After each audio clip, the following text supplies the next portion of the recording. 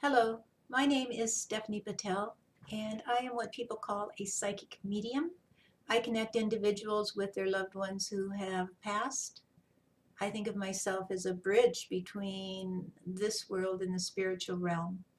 I've done many sessions, which I have recorded, and I make those recordings available to the people for whom I do those sessions.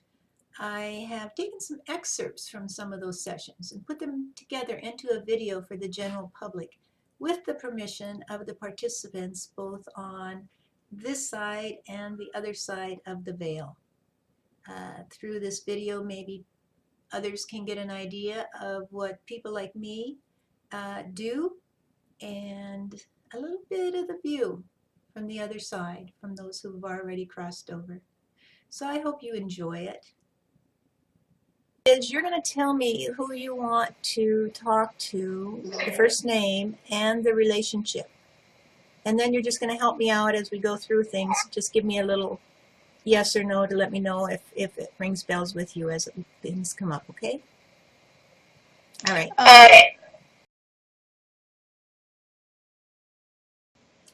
Okay, now, I don't know why he's saying this, but he says, the person I'm talking to, see, says dum-dum.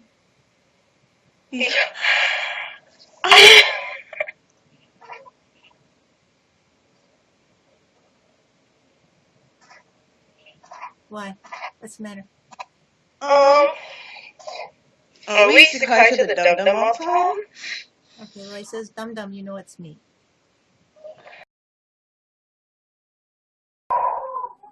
Did he read a lot? That would be actually my grandpa. Did he have gout? Yes. Okay, he's the one that wanted to talk the first then. He said that he'd been trying to get through to you, and he just mentioned he did have gout in his foot. Yes. Okay, then he's the one.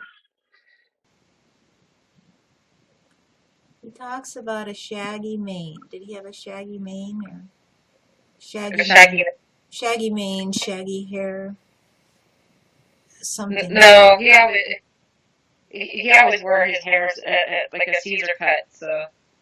Okay, I don't know what he's talking about then, unless it was in former years.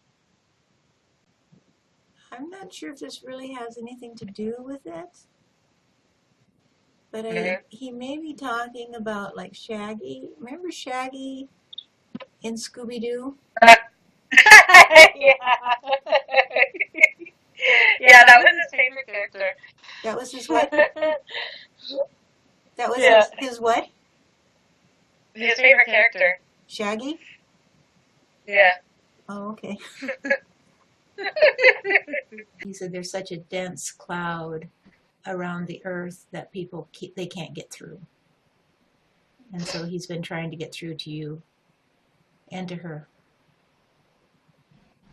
I've been seeing a lot of signs lately, and I was wondering if that was him.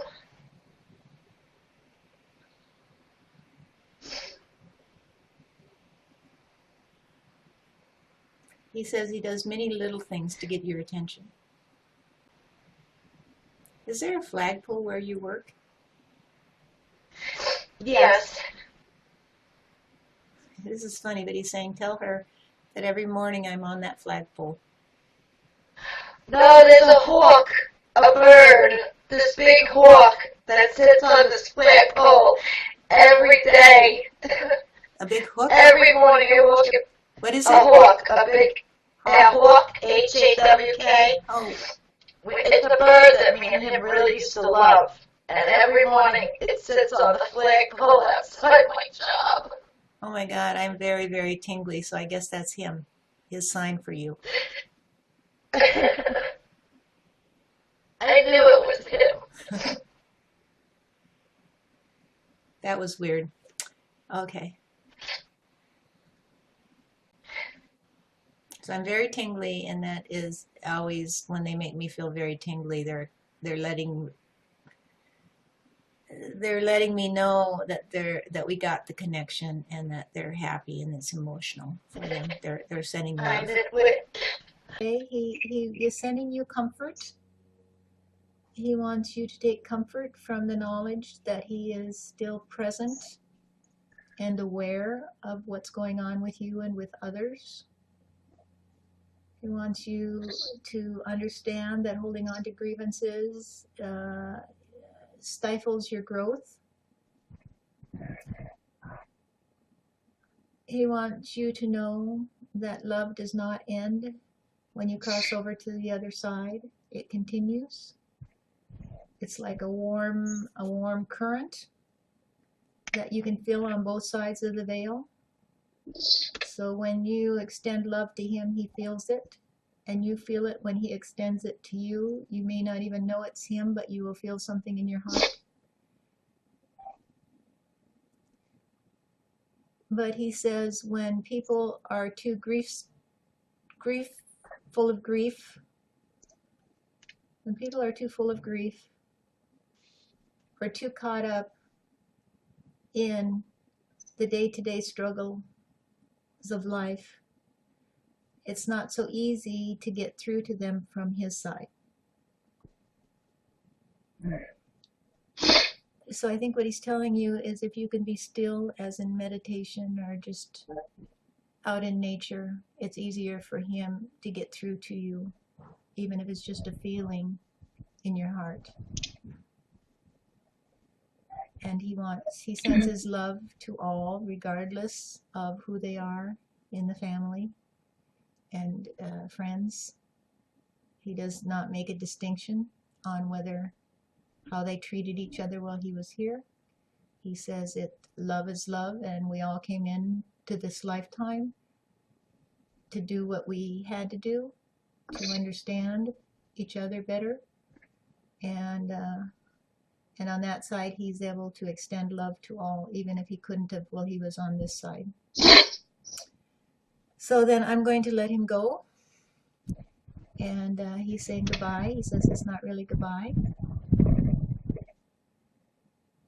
He said it's fare thee well, be well, and I will be here if you call on me. He says all you have to do is call on me, and I will be here to lend you comfort. Open your heart so that I can get in. Okay, I'm going to let him go then.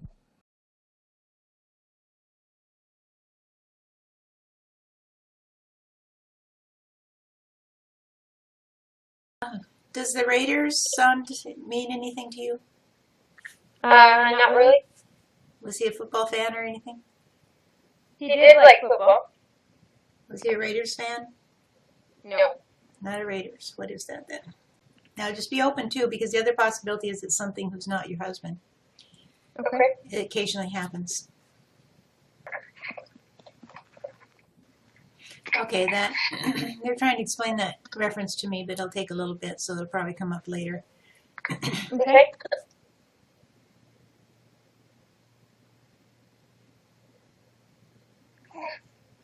I have somebody here who is a hulking guy. He's big. Not Nathan. Okay, can you think of anybody else that this could be? Who's passed? No. Okay, No. let me ask if Nathan is available.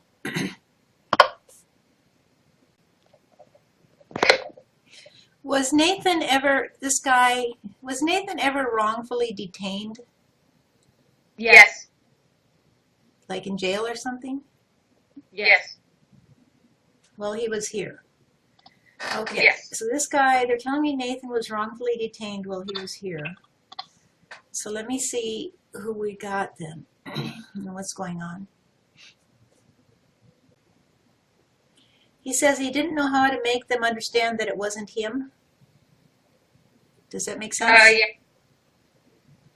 Yeah. But they kept insisting that they had it right. Yes. This was very stressful for him. Yes. Strongly denied it. So they were trying to charge him with something that he didn't do? Yes. Okay. I'm seeing a black guy.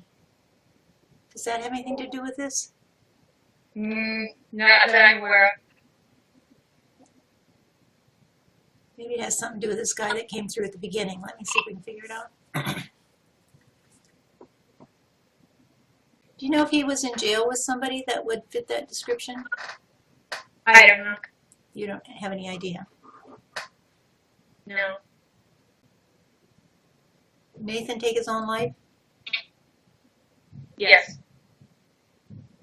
They were taking too long to figure it out? Something? Huh? Somebody was taking too long to figure it out? He says they were taking too long to figure it out. I don't know. You don't know what that means. Okay. Okay, so does this make any sense? He was trying to get away and they caught him? No. And he tried, this might be this other guy, and I'm beginning to think that somehow they're connected. Let me just ask. Okay, was there still some concern after Nathan's passing that he was involved in this? He was acquitted, no. He was acquitted after a trial? Yes. So he was acquitted after a trial, but they don't know who did it? No, she just lied. Oh, it was some girl who lied about a rape or something? Yes. Well, some people still are not convinced. That's true, yes. And I think that's why that guy is here, because he had some information on it. Hold on. Okay, I'm not sure what this has to do with Nathan, but there was some guy who was in jail with him who was in there for a robbery. Okay. And I think that's the guy that has come through as well. And he might be the Raiders fan. Okay. So he must be passed as well.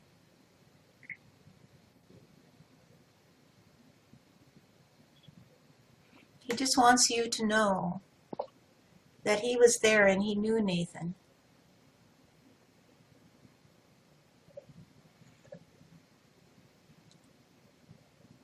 They must have talked while they were in jail. And he says Nathan was a good guy. Yeah. He talks about him almost like a bro, you know, brother, bro. This guy died of something in the heart, I think.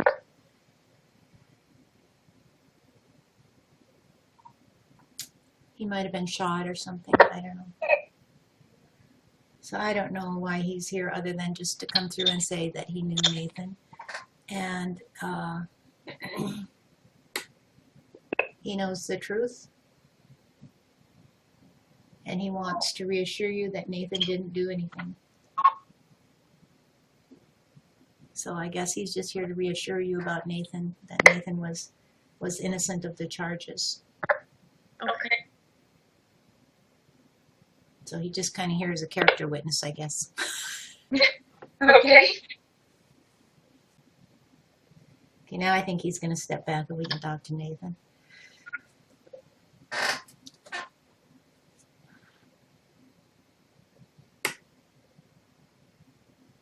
He uses the word marigold,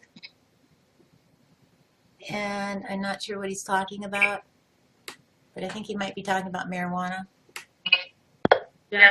Does that make sense? Yeah.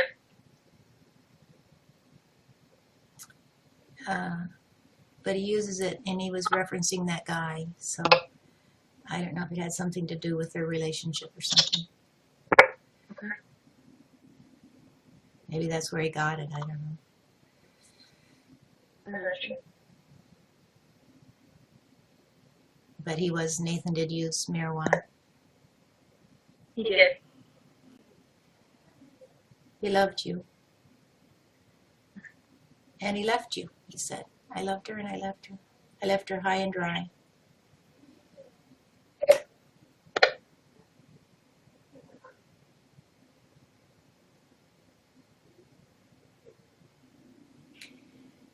He said he took it out on you because he was too much of a coward to face the facts. I'm not sure what he's talking about.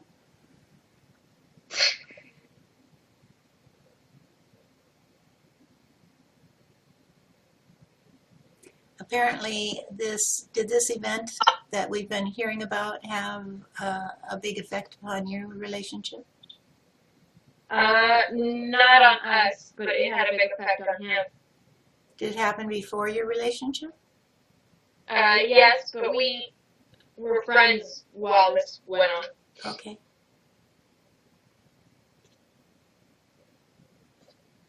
He never got over it. Right. It was a huge trauma for him in his young life. He seems to have been fairly young.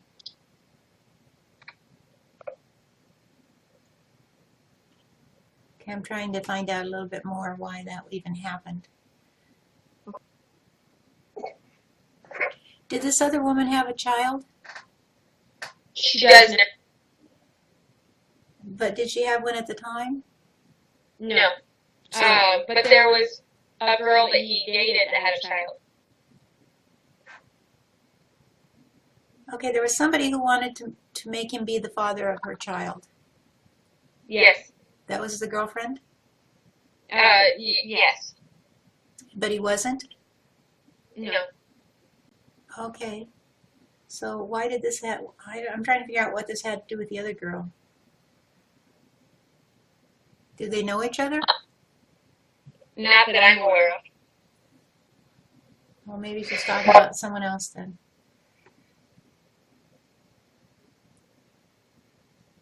So he seems to have had a pretty tough young life there. He says he got around.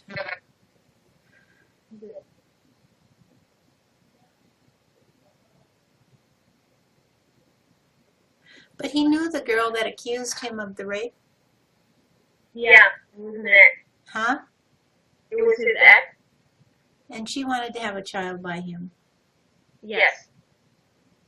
Okay. And she was pissed. She was. So she went through this whole pretense just because she was pissed at him. Yes. And then she got caught up in her lies. Yes. And he says it did take a toll on him. Yes. He said it was very traumatic. I don't think he'd ever been in jail before. No. And so it was quite traumatic for him to be there. Okay. Did he shoot himself? Yes.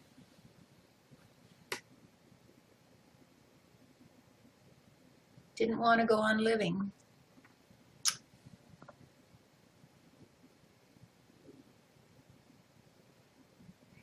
Somebody stole from somebody, let me see.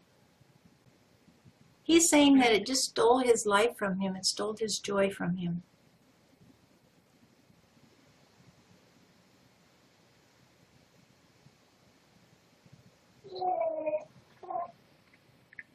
He said, I never knew that it could be so hard. It was, the trial must have been very painful to go through. But you touched his heart in a way that no one else ever had. You showed him how to love again.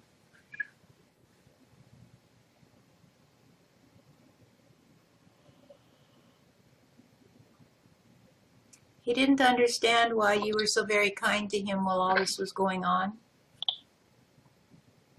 Were you knew him while this was going on? Yeah, I've known him since I was little. Okay, but you were kind to him during this period? Yeah.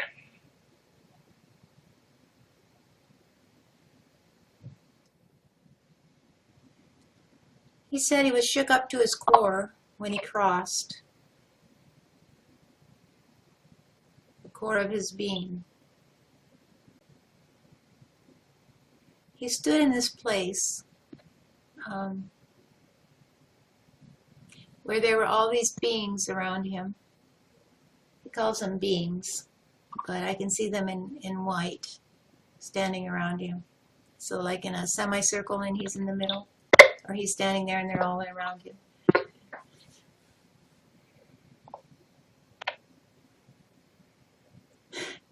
And they're saying to him, Nathan, what kind of an accounting can you give us for your life? And he's all shook up. He thinks he's going to be judged and get in trouble. So he's like,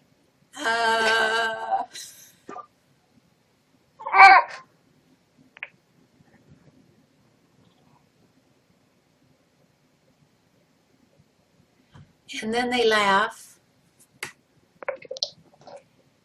and they clap him on the back and they say, welcome home, bro. And he said that was his homecoming. They all gave him a hug.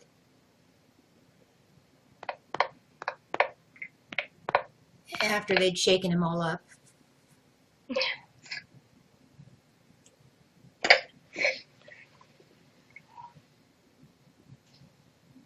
He had to stay somewhere for a while. He had to stay in this place before he could go all the way into basically the afterlife experience. He was in kind of like an isolation place. And that's where he had to stay while they worked with him on his lifetime, understanding it.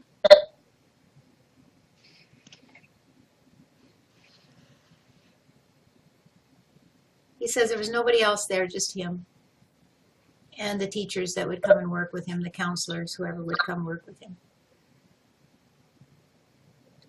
And that was where he had to go through his life and look at it and figure out what he did and what he didn't do and how he could have done it different.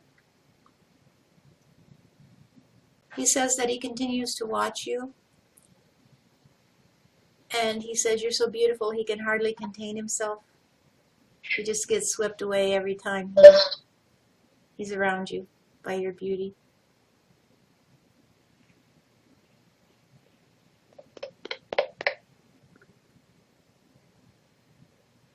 He says to tell you, when he was here, he thought you were the loveliest person, and then when he got on the other side, he said, I knew it. Someone was saying, what a shame, all this loss of life. So it must have been like an epidemic around there where people were dying. It was. All these people, young people dying. Yes. And I don't know who that was, but I imagine relatives or police officers or something.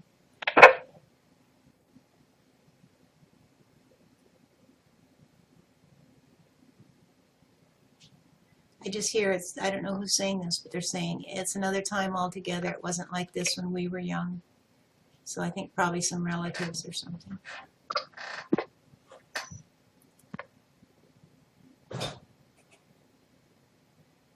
He's talking about remembering the good times, even from his childhood. And so, do you have contact with his relatives? Yes. Is there a possibility that you would be able to tell them you've had contact with him? Are they open? Okay, because he wants them to know that he remembers the good times. He remembers all the warmth and the loving memories, and he wants them to know that he has good memories. I'm feeling very, very, very tingly now, and this is actually the first time I felt this tingle. I usually feel it a couple times during a session. So this is his emotion coming through. This is his emotion now. And he's feeling it's usually a very strong connection. So he's wanting you to let him know for his family. So there's a lot of grieving going on with his family. And he wants you to let them know that he's here, that he loves them, and to please just forgive him for what he did. And he said he said nobody's to blame. It's nobody else's responsibility. It's just the way it is. I'm here. I'm happy. He's letting you know he's happy. And the fact that that other guy came in at the beginning tells me that he's got people there that he knew here. And so maybe even somebody will know who that guy was. So he's fine where he is. He's quite fine. And he's out of his pain and his misery. He doesn't blame anybody for what happened. And he doesn't want anybody to feel any shame or guilt about it. And he does not want them to grow up thinking that he was punished for what happened, because there is no punishment. He says, other than coming to understand, it's what we... He said the most punishing thing of it is to realize what you left behind, the sorrow and the grief. And he said, that's why, oh, I'm so tingly now. Oh my goodness, I'm very tingly now. So this is his appeal to you and his emotional connection to you, his need to be forgiven, to be loved, and for you to be happy, because until you're happy, he can't be happy. And that's what he needs his relatives to know. Until they let go of the grief and find peace in their hearts and contentment and happiness for him, he is tied to their grief. He's tied to the grief here in this world. And it's holding him captive. So he needs to, just as he holds no bad feelings towards anyone, he asks that nobody hold bad feelings towards him. He said he tried his best while he was here. He did the best he could. That's all we can do, is the best we can. So he's going to leave me. He's sending his love to you. And he's thanking you very much for, he's very, very, very grateful that you took the time and were willing to be here. And to please let his family know, and others, if there are other friends, that he's fine. He's alive. He didn't die. He just came out of that life dream, basically, the life story. And now he's fine. He's in life eternal, like everybody will be. Live many lifetimes, many, many lifetimes we have experiences in. He said this is just one. But it's important. Wherever you are is important. It's important where you are. It's important where he is. And he continues to grow. He continues to live. He continues to have friendships. And he continues to be close to you. And he will always be close to you and the children. As long as you're here and as long as you need him, you can just call on him. He says, there's only so much I can do from here. But what I do is I send a lot of loving energy to be around you. If you open up to it, you'll feel it. Okay, do you have any last questions for him? No? Okay. All right, well, I hope that this helped you. Kevin have glasses? Yes, ma'am. Was he thin? Yes.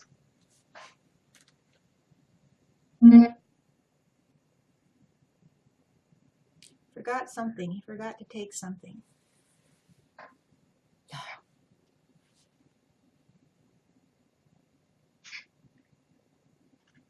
He forgot to take his glasses with him. I don't know what that means. I don't know if he's making a joke or what that means. Yeah, probably a joke. His original glasses that he loved got broken, so I wasn't able to put them on him. He got cremated, so yes, he's probably joking. Oh, okay. That explains it then.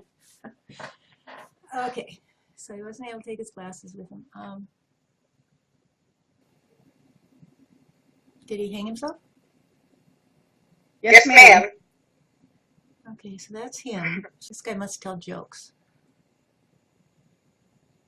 Sometimes. Or he has a strange sense of humor, something kind of a wry sense of humor.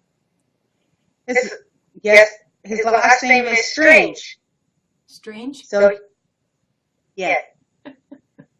It's very strange sense of humor. He's laughing about that.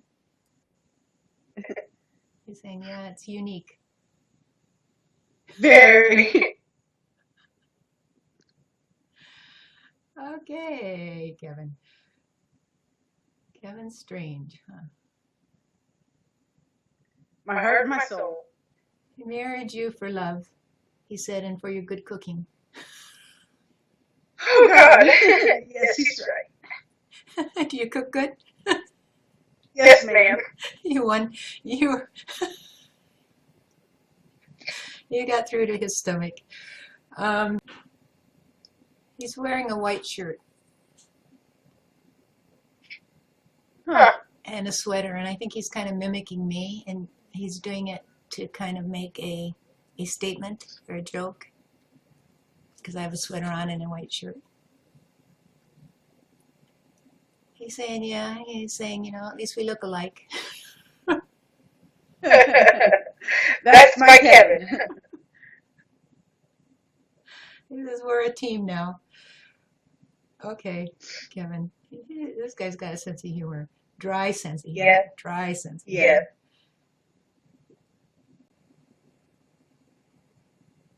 He's showing me taking a tomahawk to it and taking scalps. I don't know what he means by that. Do you know what he might mean by that? You tried to sabotage a relationship I was in. The one that you Well, were that in. might be it. Okay, it might be. Trying to scalp people. Let me see. Ask him. That's it. Best way to find out is just to ask him what he's talking about. You had separated Divorced. or divorced then? Were you seeing someone before the divorce? Yes. And he was insanely jealous? Yes. And he made you mad? Oh, yeah.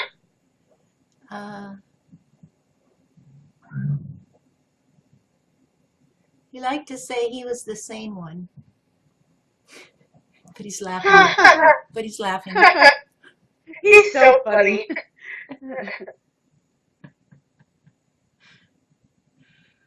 He says, but they don't know. Don't hurt him. Yes, that's Kevin. She absconded with another man? Yeah. Okay. I shouldn't laugh, but he's made me laugh here a couple times. And it's just the way he says it.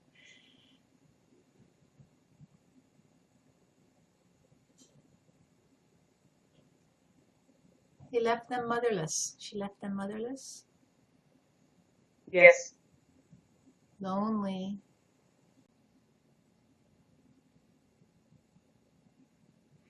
He said he looked for happiness everywhere, and I see him looking under pillows and under the couch.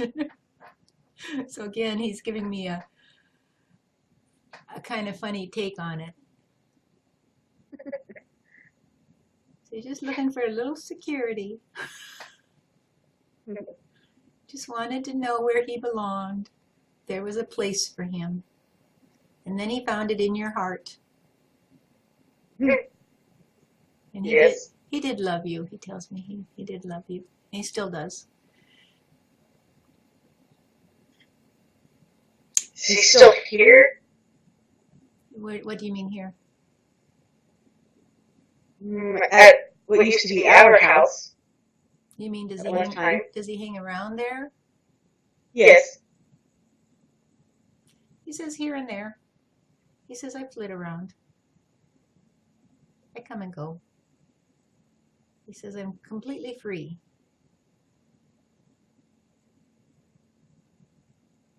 He loves it. He says I like it. I like having this mobility. He says, I like not having any responsibility. Oh, jeez, Kevin. Yeah, that's my Kevin.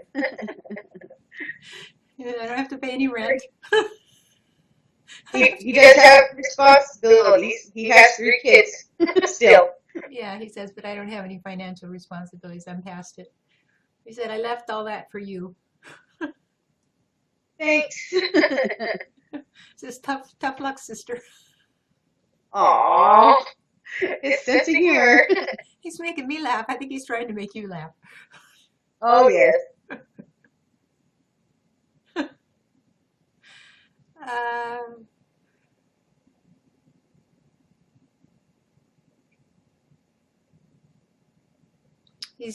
I'm hearing this song. When we were together, it felt so right. What is that song? Is that Lone Star? I don't know. It feels so right or something. When we're together, it feels so right. Or it could be, Oh, that's the Can I Have This Dance? Or Could I Have This Dance? John Michael Montgomery? I think it's, what's her name?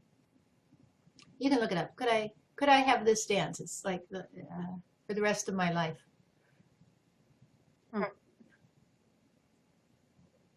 But it's just the verse of when we're together, it feels so right.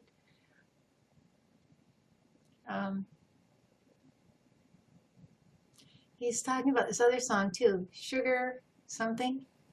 Does that ring any bells for you? Sugar on my toes, yippee, yippee, yum, yum. I don't know. I think it's Sugar, Sugar. What is that? What's an older song?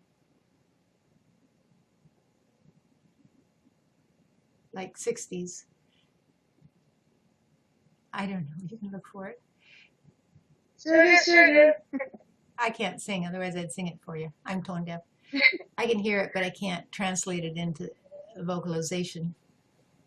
I won't judge you. I don't even try. My kids told me when I was little I tried to sing lullabies. That's okay. You don't have to sing to us. Okay, listen. Well, each of us has a different take on it, you know. We just see things from our own perspectives. We just think about what other people are doing to us. Yes. So let me see Kevin here. He said, I'm not claiming that I was a saint. I'm not saying I am either. He said, we did it together. Yes, yes. He said, we were in it together. He has quite a jolly view of his lifetime. I actually kind of like it because he's kind of lighthearted about it. How long has Kevin been gone? Oh, so he's pretty jolly for not having been gone that long. It might partly be a cover-up. Let me see. No, he says he's done his processing. He's processed through it, and he gets it. He says, I get it. I came in there. We did it together. He said we were all in it together. And he says, I get it. I get my part. I get her part. I got no beefs, he says. I got no beefs. I learned my lessons, took my knocks, got my head knocked on a couple times. School of hard knocks. Learned about love. He said sometimes you learn about love from not having it. Yeah. He said the loss of love can teach you about love. And he said that's what it's all about.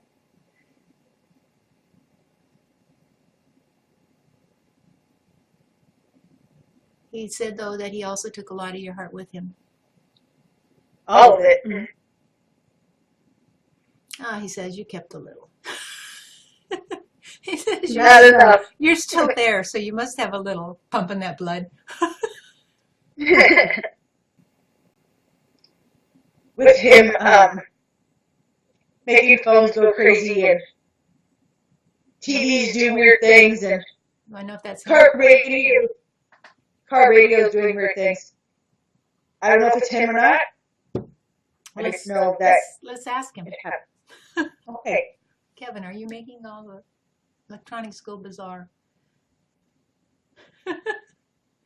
He's grinning and he's going, guilty as charged.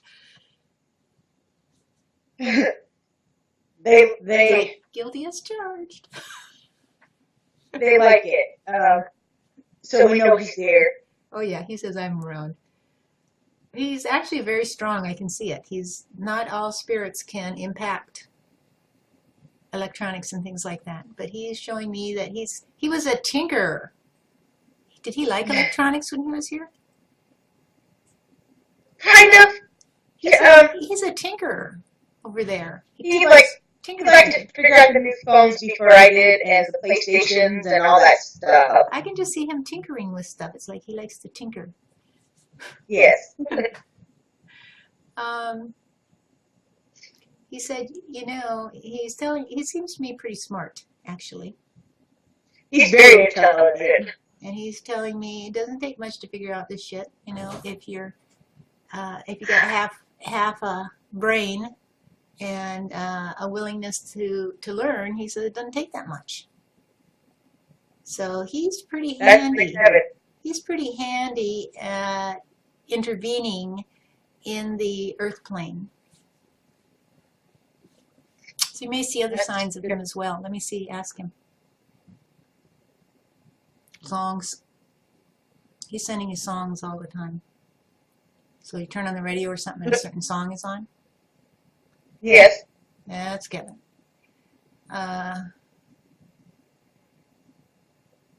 He shook you up one day when he did something. What the heck did he do? But it shook you up. It was like, is that you? Did something happen? Yes, he kept turning my phone. I had it plugged into my stereo of my car, and I was super mad at him that day. And he just kept switching songs, making my radio come on instead of my aux for my phone. He kept switching it back and forth. I think that's great, actually. He thinks it's great too. He thinks it's great fun. He thinks it's funny. He said you thought you thought you were done with me. Never. He said you'll never be done with me. He says I'm only going to get better and better at this. That's fine.